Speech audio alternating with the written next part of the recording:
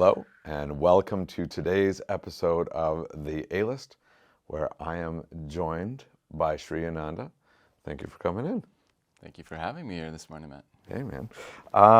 So let's dive right into film stuff. You and I first met. Did we first meet on set of Bloody Vintage? I feel like that's the first time, that we actually had a chance to really connect. So way back on that one. And are you somewhat new to the Okanagan film scene? Somewhat new. I've been in the Okanagan now for 10 years and just slowly kind of getting more involved in more and more productions in these last few years. So what got you there? Like, what was your navigation process into getting into the film industry in general, and how did it start in the Okanagan?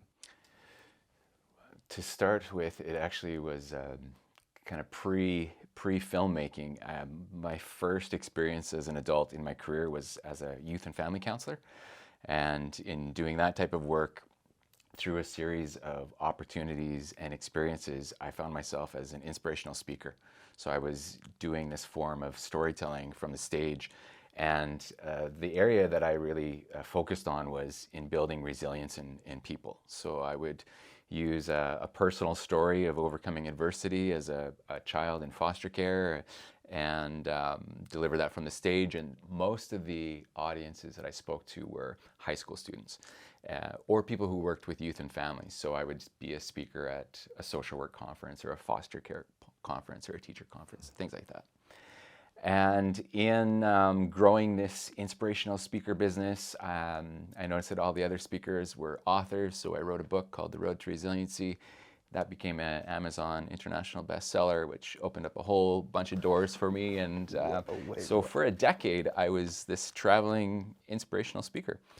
So the book happened a decade ago? Yeah. Is that when it was published? 2011, I think, is when I published the book, yeah. Okay. How long, I know we're deviating here for a second. How long did it take you to write the book? The book, it actually took me about 6 months to write the book, and then it took me probably 2 years to figure out how to get it published, and just so much to learn, having never written a book. What did that look like in 2009 and 2011? It was a series of multiple rejections, and so eventually I decided to self-publish and did a international best-selling campaign. So I took like this course in how to really get your book out there, being a self-published author, which worked really well for me. So the course worked? The course worked. So how long was the course? About 4 months. Was it online or in person? It was in person. I was in Calgary at the time. And there was this course that was offered to become an international bestseller. Exactly. And wow, that's wild. And so from taking that course that took 4 months to launching the book, what was that time frame? From launching the book for the course, probably within... I started building the campaign as I was taking the course. So let's say it was about a 6-month experience in total. Really? Yeah, it didn't take that long. It's just a different strategy, at least at the time, because we're back to 2011. So it's really about getting as many people as possible to promote your book at the same time on the same day, so that your numbers kind of just keep rising up in the ranks of Amazon. Wow, that's cool. Yeah, it was a neat experience. And have you written anything subsequent? Not book related. Lots of screenplays and lots of film scripts and stuff like that. So that's kind of what transitioned years later. But what was happening as I was doing this inspirational speaking, music was always something that really spoke to me, especially as a kid. It was kind of something that made me feel strong and empowered. And while I was on stage doing this storytelling, I wanted to figure out a way of incorporating music into that. And I thought, hey, wouldn't it be cool if there was like a band on stage with me that would perform songs that would capture the energy of that storytelling moment as the presentation's unfolding. And I also thought, wouldn't it be cool, since most of my audiences are high school students, what if the band was made up of high school students? And that's what I did. So at the time, I had a 15-year-old nephew that he and I would jam all the time. And I said to him, hey, this is what I'm thinking about doing. Do you think you could help me like get a band started? And he's like, yeah, this would be really cool. So he helped me recruit 3 other 15-year-old musicians who were amazingly talented, gifted artists. And but we couldn't find a singer. So we would get together as a band and we would rehearse in a garage, and I would play rhythm guitar and I would sing, and we kept auditioning different singers, and it just wasn't finding it. But every time we got together to rehearse, it felt really natural and comfortable, me being in this band. And at the time, I'm like 30 years old in my first garage band with some 15-year-old kids. So it was kind of weird. But at the same time, it wasn't weird because we just really formed this brotherly bond. And what ended up happening is we formed this project called the Rock and Resiliency Project, where we would travel around and go to different high schools and do these 2-hour events, portion of storytelling, portion of music. Wow. So our first gig was actually 2,200 kids. So most bands, you might play to 5, 15 people in a bar or a pub or something. So here we are on stage with like big amps and big speakers and a big show.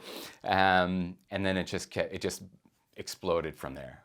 We were very fortunate to get some funding from TELUS to sponsor multiple shows across 3 provinces. We went into the recording studio and did 2 albums. And so it was like this new form of storytelling. So we went from the stage to music. And that's actually where I fell in love with cinematography. So in that journey, I hired this guy that I had just met in Calgary. His name was Travis Cross. And he was a cinematographer, and we wanted to do some music videos. So he would come follow us into the studio, and we had planned a few more cinematic type music videos of storytelling. And I just fell in love with the process, just watching him work and watching how the process was to unfold. And so I asked him, hey man, can you just kind of take me under your wing and show me a few things? Because I really want to learn more about this. And so we ended up doing a series in Calgary, we would have these 48-hour film festivals where you get like a topic or a prop on Friday night, and by Sunday night you have to submit your whole film completed and stuff, which was a really great way to learn, right? It was like shotgun, everything's really fast, and you're doing all the roles essentially, working with a really small team of maybe 3, 4, or 5 people at the most. And that's where it began. That's wild. Yeah. That's a really steep curve. So you guys are how far into it when you start to make music videos? Like how far are you in the touring? Like you're doing the 3 provinces and...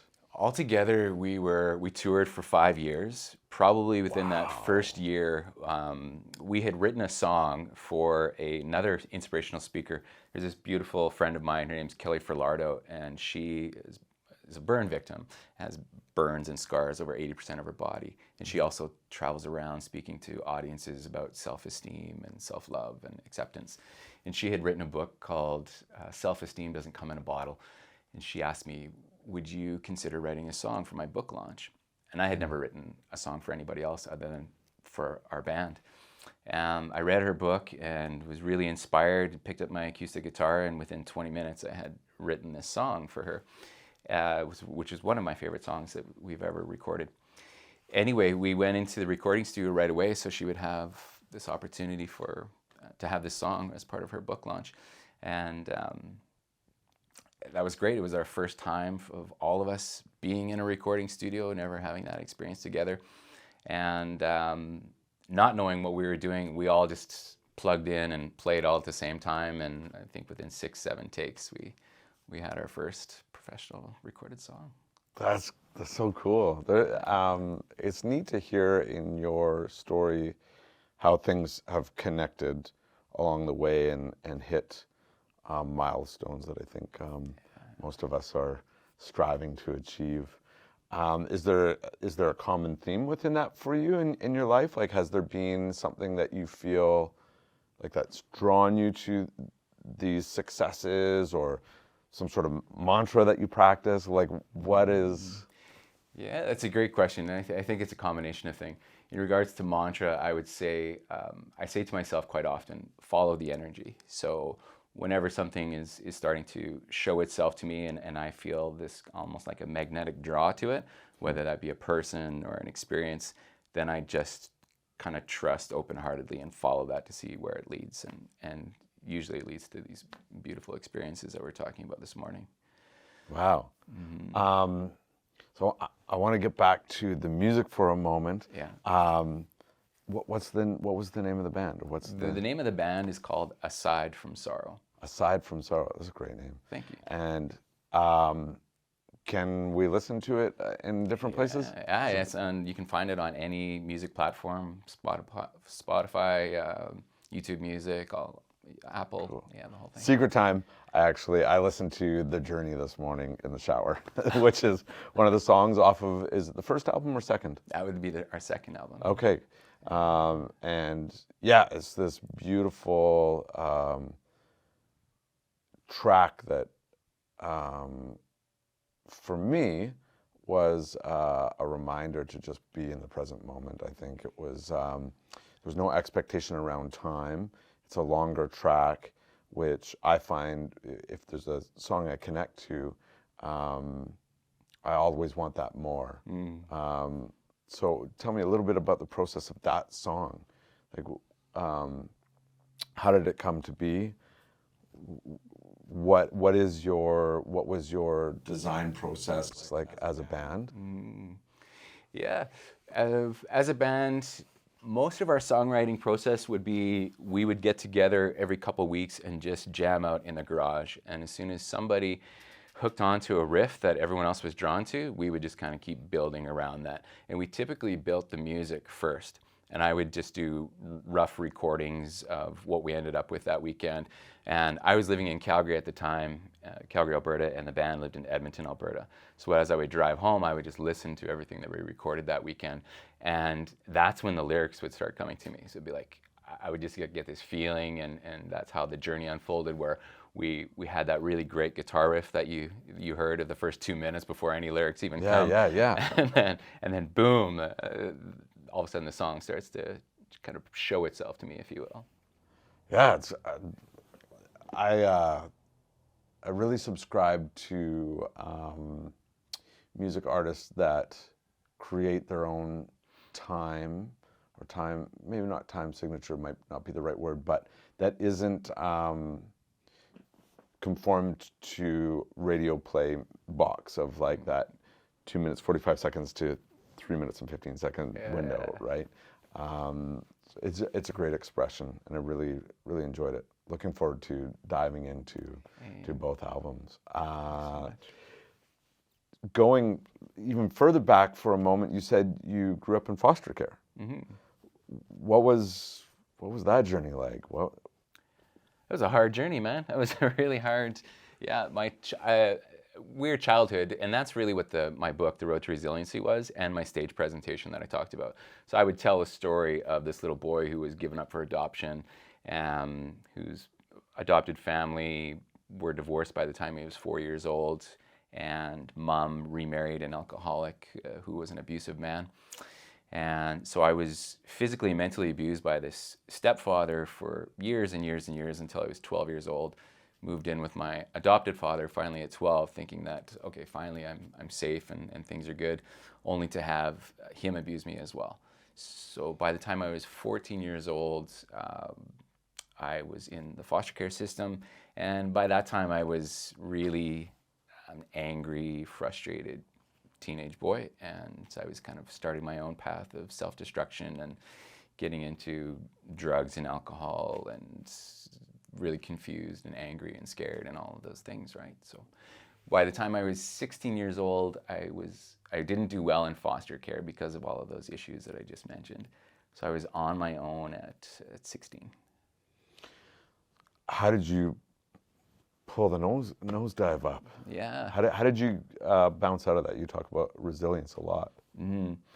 Yeah, it was a series of events and supports that were in place that maybe even at the time I couldn't fully recognize. But one of the drivers for me was, for some reason, I really desperately needed to graduate high school. I needed to prove to myself, or prove to the people who had kind of raised me, that I was smart enough and good enough to be able to do something like graduating high school. And that was a huge challenge for me, because I also had I think in my grade 12 year, I had something like 37 absences, and I wasn't going to graduate. I was, failing classes and stuff. But anyway, did that, and then went out into the work world of the people that I grew up with. So blue collar jobs. I worked pipeline. I worked construction, and it was just like, oh man, this sucks.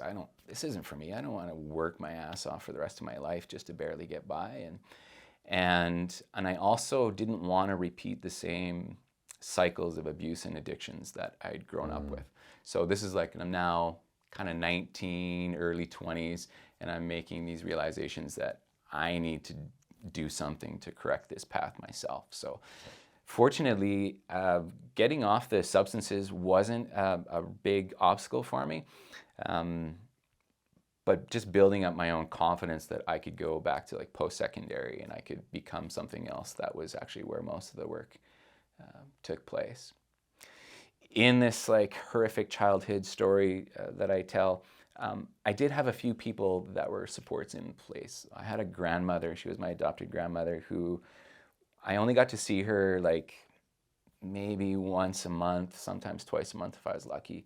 But every time I saw her, she just like smothered me with love, unconditional love, you know what I mean? We were talking about grandmothers this morning, so I know you can appreciate that. And so even just having like one or two people in your life can make a huge difference in overcoming those obstacles. We were all little boys and little girls once, hey? Yeah, exactly.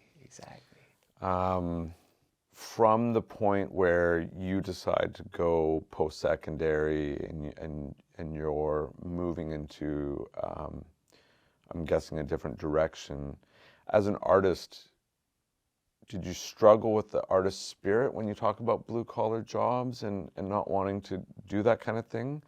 Because what did post-secondary look like?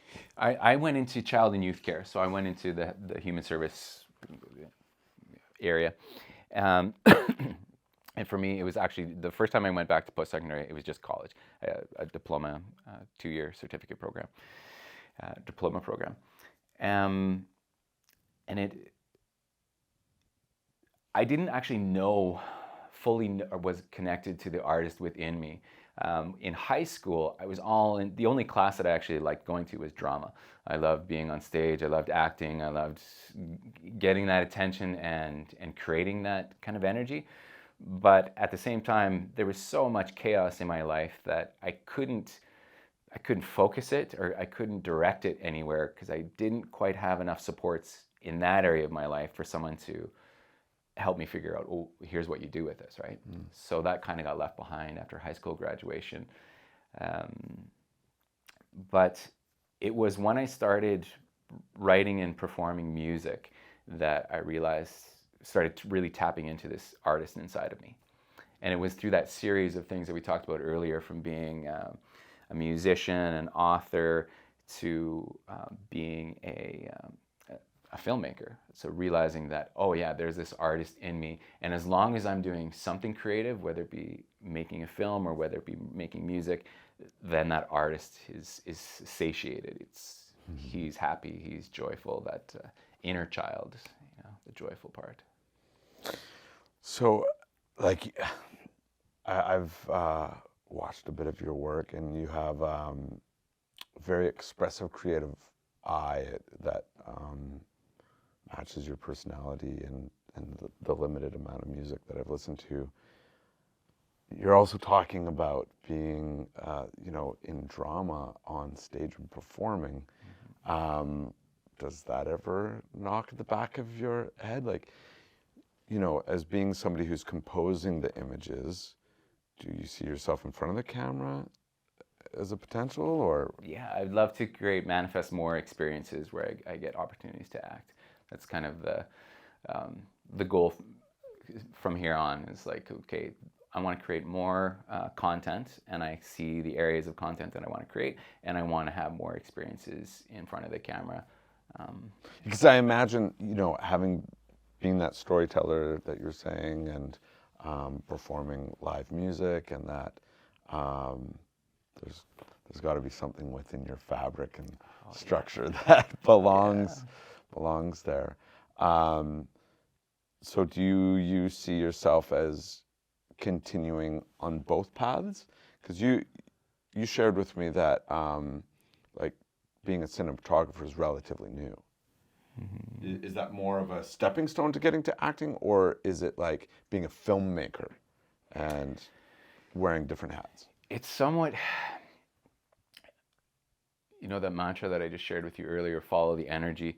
That's still my mantra to this day. It's actually even more so my mantra now than it ever has been before.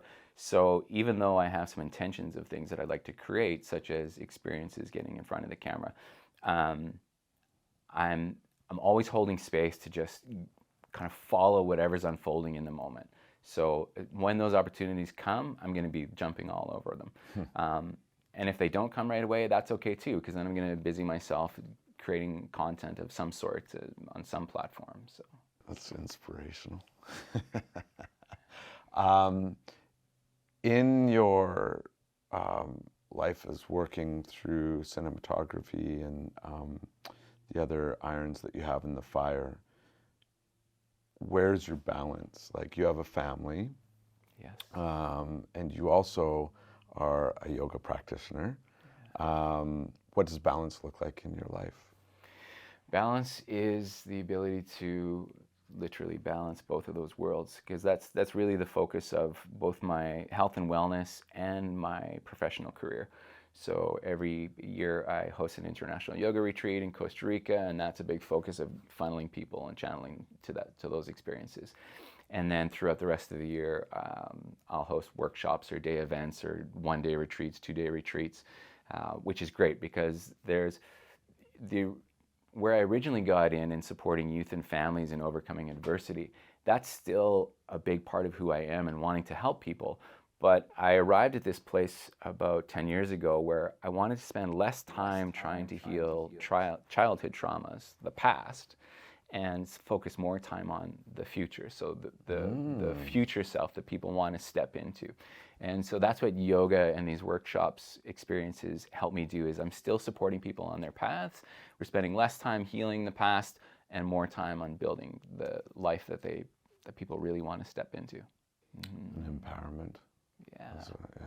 And so a lot of the content that I create helps me maintain that balance too. So I do mindfulness content, I do some spiritual content, I do some healing content in regards to the types of stories and the types of content that I'm producing.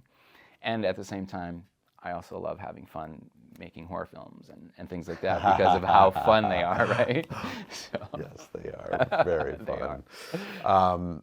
Speaking of horror films, where is that something in your trajectory of where you're going, your path of what you're trying to create? Or do you have a project in mind that you're assembling in the background right now? Or? Yeah, I have two scripts that are close to my heart. They are full features, and as I am still new to this industry, right now I'm really navigating how do I fund these things properly? Because I've had some great successes, especially here in the Okanagan with the Okanagan Society of Independent Filmmakers, winning like script to screens and having one film, I had 68 people volunteer as the cast and crew to help support me make a film in 7 weeks. And I'm telling you, that's probably like one of the highlights of my career. And I love that all these people came out to support me. And I want to figure out a way that I can support them, Sure. Create meaningful employment and yeah. And I don't know what film was that? That was Out of the Darkness in 2016. Out of the Darkness. Link will be below. We can watch it. Yeah, right? absolutely. It's on YouTube. Yeah, it happened. It's okay. on. We'll provide a link. Perfect. Sorry. So you're looking to, from what I'm hearing, you've exercised these favors and people have been drawn to work on your projects. You want to be able to fund a project properly where you can be giving back, which looks like employment to that higher self. And by higher self, I mean like, hey, I want to work on a movie. I know I'm working at Tim Hortons right now, but really my spirit wants to be here. Yeah, that's cool. I notice that all the time. Like you and I we're just on a project together called Bloody Vintage. which was one of these projects where everyone kind of volunteered their time as the cast and crew. And everybody we worked with, they're just like some of the most beautiful, amazing people you could ever want to be spending a day with. And some of them do work in the film industry full time as their job, but some of them don't. But that's where they want to be at. And so let's help those people step into those roles. Man, that's really, use the word again, inspiring, but it's quite beautiful. For those of you folks that aren't familiar with the Okanagan, we live in an area that's made up of a belt of cities along a large lake, the Okanagan Lake, and small population. Kelowna is maybe the center of the Okanagan and has the largest population, and I think it's sitting, 138 or something the last time I looked. 138,000. To have the type of young roots of a film industry here is really quite special. Yeah. Especially with that small population. So we do have a lot of folks that are eager, and this is their life goal.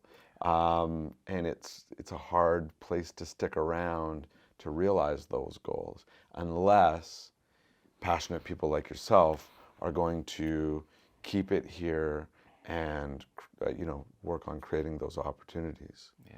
If anybody wants to get in on an opportunity with Shri, don't hesitate to put a comment below or reach out to one of us. We'll have, of course, a way for you to do that. Can you give us like a little synopsis of one of these feature films that you've written?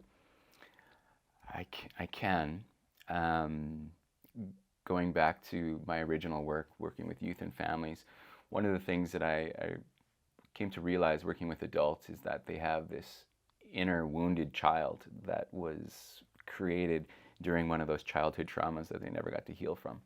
So I've written a screenplay that has four different characters, adult characters, and each time they get emotionally triggered, they revert back to their 6-year-old wounded self. But not only do they do that energetically and emotionally, but in my mind, I want to see child actors replace those adult actors in the scene so that you actually see the rest of the scene being acted out by their 12-year-old wounded self. Oh, that's great. That. Yeah. That's a great hook. I'm really excited about it. And in the counseling work that I do, I've kind of identified that each of us are healing from usually one of four major stories. So you're either healing from a story of abandonment, betrayal, loss, or rejection. So each of these four characters, they're going to have one of those. So everybody will be able to relate to at least one of the characters and just kind of see how in some of the characters we'll see some resolution where they heal from those stories, and some will see that they just continue to be stuck in those stories. That's fantastic. What's around the playtime goal on it? 75 minutes, 90 minutes. Yeah, that's kind of where the script's at right now. So that's wild. I mean, I would love to get a chance to read a bit of it, and it sounds like a great vision. Do you have a timeline set up in your head that you would like to sort of realize it, or? Not a specific timeline, because again, I'm just following the energy and still absorbing as much information as I can. It's like, what are the relationships I need to build to make this film a reality? What are the funding opportunities that are available and that I can sit down and start writing applications? And again, that's probably the newest part of my journey right now. I've worked on like at least a dozen independent projects over the last few years. So I have the confidence that I can create the content, but it's funding the content that I'm actually trying to learn how to do right now. That's great. Wow. Again, if anybody out there is inspired or has just that little spark in you hearing about this, I would encourage you to follow that and just see if you can get in touch, see what that blossoms, because collaboration does.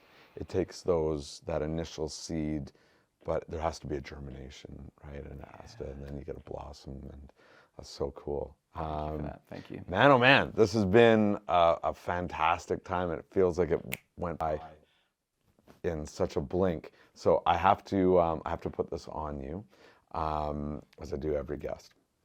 There is an outbreak in the world where we're all super afraid at first, but then we find out this super bug doesn't affect humans. It just affects movies. And every single movie has been wiped off the planet except for there's room in this one little vault for 5. And you have been bestowed the power to save 5 films that exist out there, but you have only 10 seconds to tell us which 5. And we're going to cue the music right now, and 10 seconds on the clock. Go. Okay, Garden State. This was so hard. I suck at these, Matt. I wish I had. The Shift. Evil Dead. Ooh. Because you gotta have some of that in there for sure. Nightmare on Elm Street Part 3. Conversations with God. That's a great 5 list. I feel like there's at least 2, maybe 3 films on that list I have to watch that I don't think I have. Fantastic, and I think the world will thank you for it. For now, thank you for coming by today and just sharing. It's a great little crack open of a nut, and would love to have you back and chat a little bit more and see where you are on the journey of filmmaking and life. Thank you, brother. It's been really, really great building this connection with you and working with you on set, and thanks for this opportunity to share my story and share my films. Pleasure's all mine.